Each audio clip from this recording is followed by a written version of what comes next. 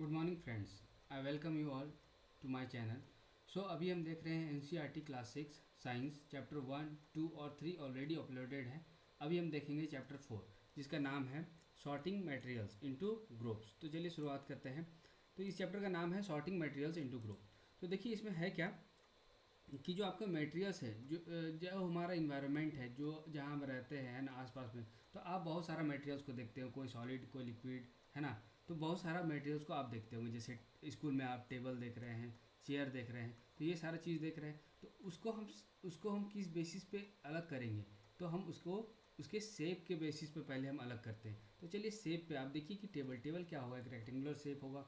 Apple का shape कैसा है, सर्कुलर। मैंगो का लगभग लगभग ओवल टाइप का शेप है ना, इस तरह से। तो क्या है कि इस सब का शेप है अलग अलग।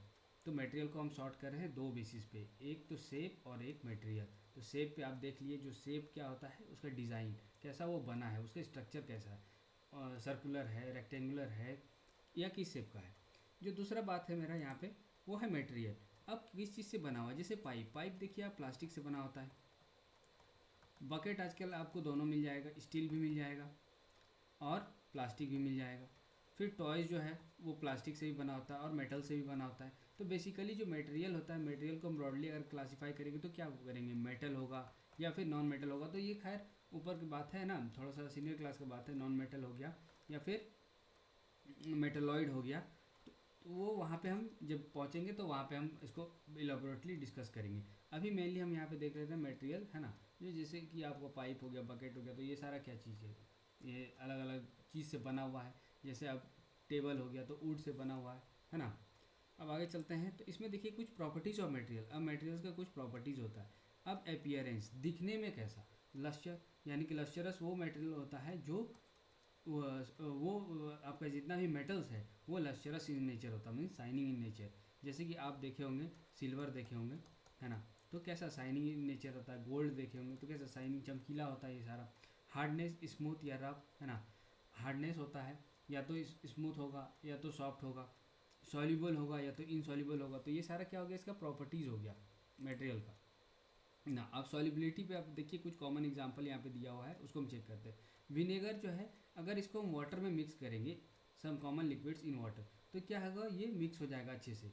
अगर हम लेमन जूस, नींबू को अगर हम पानी में निचोड़ते हैं तो वो अच्छे से मिक्स हो जाता है। मस्टर्ड ऑयल नहीं, ये ऊपर आ जाएगा। जो तेल है, जो ऑयल है आपका, वो वाटर के ऊपर फ्लोट करने लगेगा। इसी तरह से कोकोनट ऑयल भी फ्लोट करने लगेगा। तो ये दोनों बढ़िया से उसमें मिक्स नहीं हो पाएगा ना। अब देखिए यहाँ पे कुछ सॉलिड मटेरियल्स है जिसको हम वाटर में डिज़ोल्व करेंगे तो क्या होगा, जैसे कि सॉल्ट है, सॉल्ट इजीली डिज़ोल्व हो जाता है वाटर से। शुगर इजीली डिज़ोल्व हो जाएगा। सैंड नहीं होगा डिज़ोल्व, सेटल कर जाएगा थोड़ी देर में पानी के अंदर। उसके बाद चॉक पाउडर, ये ऊपर ही उसके ऊपर तैरता रह जाएगा और ये डिज़ोल्व नहीं करेगा। ओके, अब आगे देखते हैं कि देखिए यहाँ पे कि एक नोट करने वाला बात है कि देखिए यहाँ पे बोल रहा है कि some amount of oxygen is dissolve in water. अब ये डिज़ोल्व क्यों होता है, कोई आपसे पूछ लेगा तो आप क्या बताइएगा, ताकि एक्वाटिक एनिमल्स उसमें सर्वाइव कर पाएँ, है ना। उनको भी तो ऑक्सीजन चाहिए, तो वो ऑक्सीजन कहाँ से लेते हैं, तो वही ऑक्सीजन जो डिज़ोल्व रहता है वाटर में। इसी वजह से फिश वगैरह सर्वाइव कर पाते हैं। ओके, अब हम कुछ और प्रॉपर्टीज़ देखेंगे, जैसे ट्रांसपेरेंसी। तो ट्रांसपेरेंसी होता क्या है, इसका सीधा अगर सिंपल सा बात बोलेंगे, कैन बी सीन अक्रॉस, है ना, जिसके आर पार हम देख सके, उसको क्या बोलेंगे, ट्रांसपेरेंट, है ना। तो ये ट्रांसपेरेंसी उसका एक प्रॉपर्टी हो गया। जैसे कि ग्लास, ग्लास से हम आर पार देख पाते हैं, वाइट ग्लास, है ना। ओके, अब जैसे कि एयर, एयर से आर पार देख पा रहे हैं। ओके, ओपेक क्या होता है, जिसके थ्रू हम देख नहीं सकते थे, जैसे कि वुडन बॉक्स है या फिर कार्डबोर्ड के आर पार हम देख नहीं सकते। तो ये दूसरा प्रॉपर्टी हो गया ओपेक। तीसरा प्रॉपर्टी है ट्रांसल्यूसेंट। अब ट्रांसल्यूसेंट क्या है, जिसके थ्रू हम थोड़ा सा देख पाते हैं लेकिन नॉट क्लियरली, है ना। देख तो पाते हैं लेकिन क्लियरली नहीं। जैसे एग्जांपल में एक पेपर लीजिए, उस पर ऑयल अप्लाई कर दीजिए, तो वो कैसा दिखेगा, ट्रांसल्यूसेंट हो जाएगा, आर पार नहीं दिखेगा, धुंधलापन दिखेगा उससे। ओके, अब कुछ कीवर्ड्स है इस चैप्टर में, तो वो कीवर्ड्स डिस्कस करते हैं। जैसे हार्ड, तो हार्ड हम देख लिए, हार्डनेस या सॉफ्टनेस जो होता है एक प्रॉपर्टी होता है मटेरियल का। इनसॉल्युबल, जो डिज़ोल्व नहीं होता है, that do not dissolve materials. अब मटेरियल्स तो जानते हैं कि अलग अलग सामान के बारे में बोल रहा है, जैसे कि मेटल भी हो सकता है, नॉन मेटल भी हो सकता है ना। फिर जाके मेटल्स, मेटल्स क्या होता है, जनरली मटेरियल्स ही होता है जो इसका अलग प्रॉपर्टी जैसे लस्यस होगा, हार्डनेस होगा, है ना।